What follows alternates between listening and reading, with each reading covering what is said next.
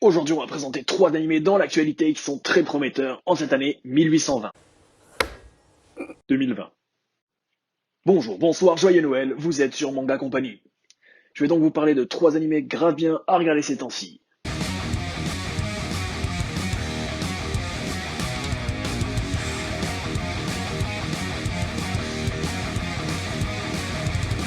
Allez, on commence tout de suite avec The Millionaire Detective, ou Détective Millionnaire, ça dépend comment tu te le sens. Donc, c'est l'histoire de Daisuke Kanbei, qui est un détective doté de moyens extraordinaires et qui est affecté au quartier général de la prévention moderne de la criminalité, où ne sont envoyés que ceux qui ont causé des problèmes au département de la police métropolitaine. Là, Daisuke va être associé à Haru Katu. Haru, c'est un rebuté par les moyens matériels de Daisuke qui croit que l'argent n'est pas tout. Donc voilà, ça tourne aussi pas mal sur l'argent, cette histoire. Donc des mystères complexes vont se dérouler devant les deux détectives et ils doivent travailler ensemble pour les résoudre. Donc ça a été fait par le studio Cloverworks et il y a 11 épisodes qui sont prévus. Donc ça touche pour genre mystère, comédie et police. Et donc actuellement il y a 2 épisodes qui sont sortis, mais il y a du retard avec le coronavirus et il est disponible sur Wakanim. Espérons que on aura bientôt la suite. On va maintenant parler de Kakushigoto. Donc, qu'est-ce que c'est Kakushigoto? Donc, Kakushigoto, voilà, donc c'est un artiste de manga quelque peu populaire dont les œuvres sont connues pour leur contenu inapproprié. En raison de ce caractère véhément, lorsque sa fille Hime est née, il s'est juré de cacher sa profession, croyant qu'elle serait désillusionnée si elle l'apprenait.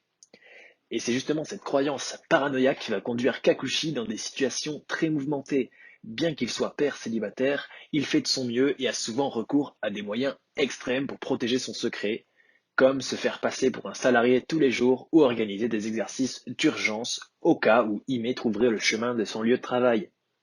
Kagushi Goto raconte l'histoire d'un père et d'une fille vivant côte à côte, maintenant leur existence paisible alors que le père tente de préserver le statu quo.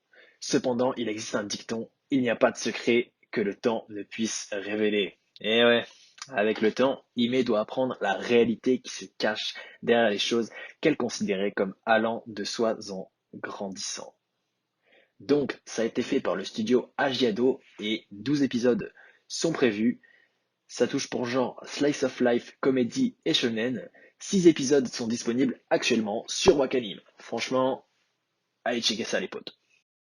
Allez, on enchaîne avec Yesterday Woutate, ou aussi appelé Yesterday for Me. Donc, ça nous raconte l'histoire de Rikyo Uzumi, qui, après l'université, est un garçon qui n'a pas d'ambition dans la vie et qui prend un emploi dans une épicerie. Les jours passent sans incident pour Rikyo jusqu'à ce qu'il rencontre son ancienne petite amie et camarade de classe, mais surtout grâce à l'insolite Haru Nonaka et son corbeau de compagnie.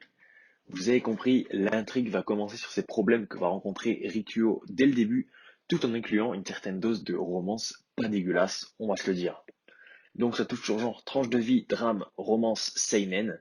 Il y a actuellement 6 épisodes qui sont sortis et disponibles sur Crunchyroll. Ouais non d'accord, c'était pas très drôle. Et donc Crunchyroll, voilà. Donc franchement, je vous le conseille, il est assez sympa, enfin pour l'instant, de ce que j'en ai vu. Fait par le studio Doka Kobo et 18 épisodes sont prévus.